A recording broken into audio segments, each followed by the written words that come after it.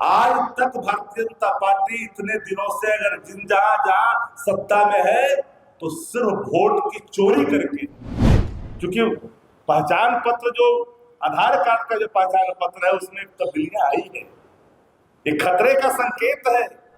तो आखिरकार आप देश की मतदाता को किस जगह लाके खड़ा करना चाहते हैं?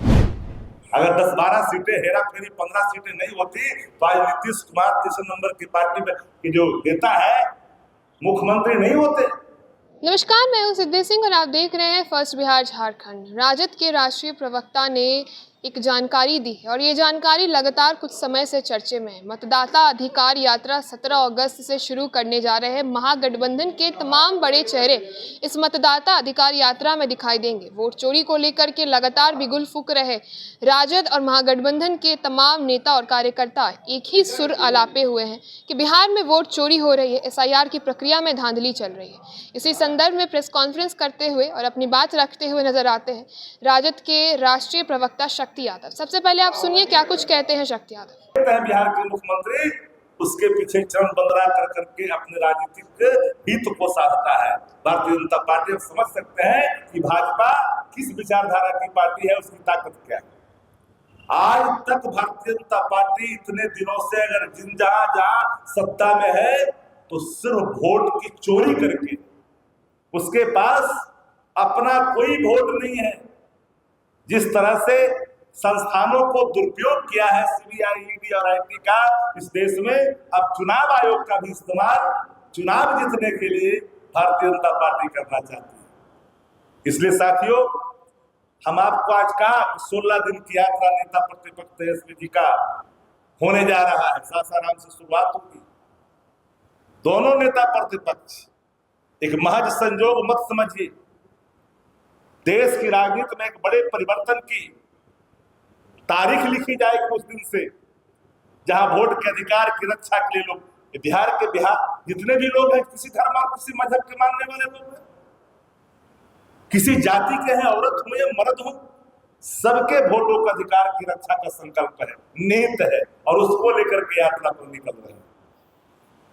इसलिए हमको लगा कि आप लोगों को जो आधार जो पहचान की बात की जा रही है, एकाएक परिवर्तन करने का जो निर्णय है, इसके पीछे की मंशा मोबाइल वोटरों को उसमें नामित करने का है। एक व्यक्ति 5 वर्ष में एक बार वोट देता है विधायक के लिए, एक बार देता है लोकसभा के लिए अगर मध्यावधि चुनाव नहीं हो तो, और फिर अपने पंचायतों में देता है। लेकिन एक ही व्यक्ति कोई गुजरात में दे, कोई पटना में आके दे, फिर जहां जहां चुनाव हो वहां नाम नामित करके दे, तो ये मोबाइल वोटर भी एक खतरा है। इस पर भी पूरी चौकीदारी करने की जरूरत है। बिहार के तमाम लोगों के तमाम बूथों पर रहने वाले होशमंद कार्यकर्ता चाहे किसी दल के हों, लेकिन इतनी बात ख्याल करनी चाहिए कि आपके बूथों पर कोई फर्जी बाहर के लोग आकर करके वोट ना बने।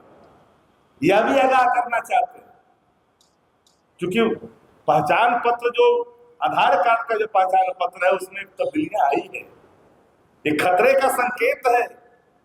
मेरा बाप का नाम नहीं रहेगा, मेरी माँ का नाम नहीं रहेगा, राम कौन है, श्याम कौन है, घनश्याम कौन है, रमेश कौन है, दिनेश कौन है, गणेश कौन है, प्रीतम कौन है, रंजन कौन है, हैप्पी कौन है, कैसे पहचान होगी? ये इसमें कौन सी गोपनीयता की बात आ गई है कि गोपनीयता रखा जाएगा? ये अमेंडमेंट एक और हेरा फेरी के द्वारों को खोलता है, क्योंकि पहले से आधार को जब हम लोग इंक्लूड करने की बात कर रहे थे, उसको जानबूझ करके एक्सक्लूड किया गया था, उसे हटाया गया था। अब मान लीजिए, अब तो बातें आ गई है, तो पहले लोग मजाक बना रहे थे। अब पता है कि जिसका नाम बाहर जाएगा, विदेश चल जाएगा, मान लीजिए बगल में नेपाल चला गया घूमने के लिए, बर्मा भूटान चला गया, पूछ देगा आपसे कि आप कौन, तो बोलिएगा मेरा नाम हैप्पी है, रंजन है। कहाँ से आए हैं? भारत से आए हैं। आपके पास कोई पहचान दिखाएगा? आधार।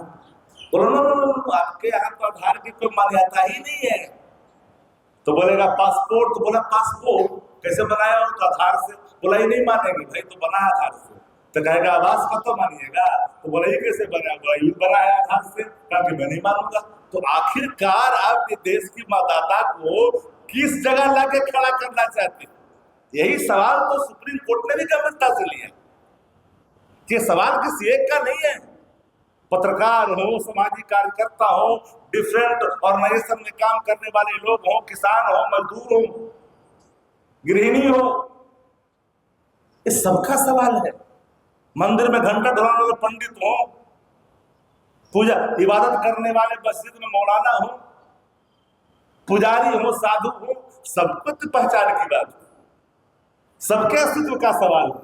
इसलिए हमने शुरू में कहा कि अगर चैन से इस देश में सोना चाहते हैं, खाना चाहते हैं, मनपसंद का रहना चाहते हैं, नींद लेना चाहते हैं, तो वोट के अधिकार को आपको संरक्षित रखना पड़ेगा और वोट के लुटेरों से सावधान रहना पड़ेगा। इसलिए हमने एक प्रसंग को जोड़ा, पानीपत वाली, कि किस तरह से सरपंच को हराया और उच्चतम न्यायालय से न्याय मिला। अगर हमारी भी गिनती मंगवा करके ईवीएम से कर लिया गया होता तो मैं डंके की चोट पर कहता हूं कि मैं भी चुनाव 2000 से ऊपर से जीतता। जीते हुए प्रत्याशी को हराया गया था, हमको 5 साल का समय बर्बाद किया। लुटेरे के चलते हम बर्बाद हुए, 5 साल मेरा समय बर्बाद हुआ।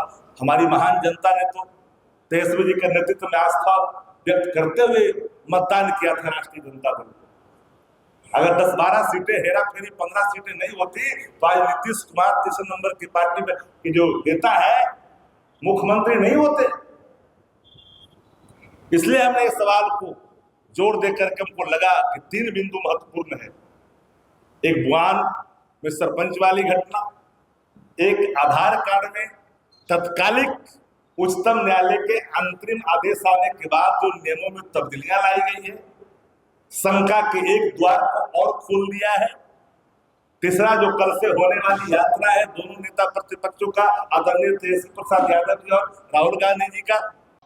तो आपने सुना, लगातार वो दावा कर रहे हैं कि भाजपा जो है वो वोट चोरी का काम कर रही है। कहती है कि डेटा चुनाव आयोग जो ले रही है वो सुरक्षित है, लेकिन चुनाव आयोग ही सबसे बड़ा षड्यंत्र रच रहा है और इस षड्यंत्र में सबसे बड़ा हाथ भाजपा का है। वोट चोरी का काम चल रहा है और आश्वासन देता हूँ कि मतदाता अधिकार यात्रा से यदि बिहार के वासी जुड़ेंगे तो इस यात्रा से एक फलदायक लाभ मिलेगा, अपने मतदान के अधिकार को पहचानने का जो है वो लाभ मिलेगा, क्योंकि भाजपा लगातार आपके मत को छीनने का काम कर रही है, अधिकारों पर जो है लगातार सवाल खड़े कर रही है। आपने सुना क्या कुछ कहते हुए नजर आते हैं शक्ति यादव। ऐसे ही खबरों के लिए आप जुड़े रहिए हमसे और देखते रहिए फर्स्ट बिहार झारखंड। गोल, जहां 27 वर्षों के सफर में 17,000 से भी अधिक छात्रों ने डॉक्टर एवं इंजीनियर बनकर भरे सफलता की ऊंची उड़ान, जहां साधारण छात्र भी बिहार टॉपर्स बनकर बना रहे इतिहास। दूरदर्शी शिक्षाविद श्री बिपिन सिंह के मार्गदर्शन में मेडिकल एवं इंजीनियरिंग के लाखों छात्रों के लिए आशा की किरण के रूप में गोल, द रिजल्ट फैक्ट्री।